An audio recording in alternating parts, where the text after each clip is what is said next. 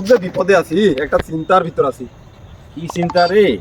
চিন্তা হলো তোর ভাবির আবার বাচ্চা হবে। আগে না একটা ছিল? ওই আরেকটা আবার। ও কাছে তো টাকা পয়সাও নাই, কিছু টাকা থাকলে দে। না, বন্ধু হয়তো বন্ধুর উপকার তো করতেই হবে, সেটা ঠিক আছে। তারপরও ভাবি অনেক ভালো মানুষ, তার হাতে অনেক খাওয়া খাইছি, অনেক ভালো মানুষ, অনেক ভালো মানুষ। সবাই বলে এই কথা, সবাই বলে। দুনিয়াটাই মানুষ মানুষের জন্যে।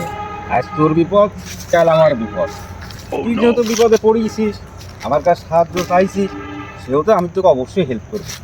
তাহলে ওই কথাই থাকলো, ওই সন্ধ্যার পরে কিছু টাকা দিওনি, ডেলিভারি আছে তো। ও ঠিক আছে, তুমি ওই যে ইয়ার দোকানে আসি আমাকে একটু ফোন দিও নি, আমি চলে আসবো না, এসে টাকা দিবো না, ঠিক আছে বন্ধু? আচ্ছা ঠিক আছে বন্ধু। তাহলে যাও বন্ধু, আমি একটু এইদিকে যাবো আর কি। যাও বন্ধু। আচ্ছা ঠিক আছে, আচ্ছা ঠিক আছে। টেনশন কর। বন্ধু 3 দিন তোর বাড়ি গেলাম, দেখা পাইলাম না বন্ধু 3 দিন।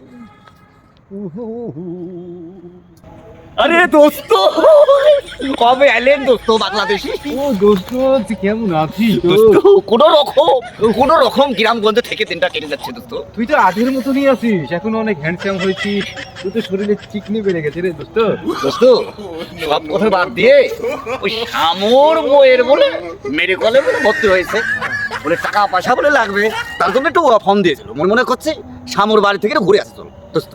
ও না, ওই তুই যা, আমার সাথে দেখা হয়েছিল, আমি কথাবার্তা বললাম, সন্ধ্যাবেলা কিছু সাপোর্ট দেবো তাই বললাম। তা তুই যত টাকা যাচ্ছিস, একটু সাহস টাউস দিস, সমস্যা নেই। মানুষের তো এরকম হয় আর কি, ওই সমস্যা নাই, সিজার করলে ঠিক হয়ে যাবে। তাহলে তুই যা দোস্ত।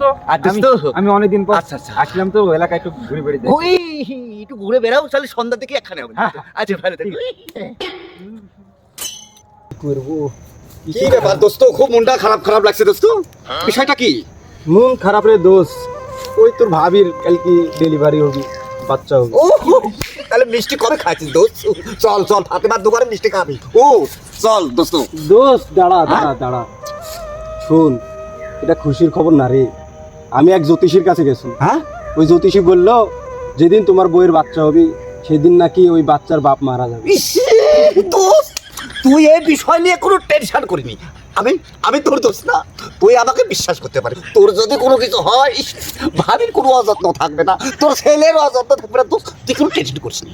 দাঁড়া দাঁড়া, মেডিকেল থেকে মনে ফোন হয়েছে রে, দেখি কি হলো। ধর দোস্ত। হ্যালো, কি বাচ্চা হয়ে গেছে?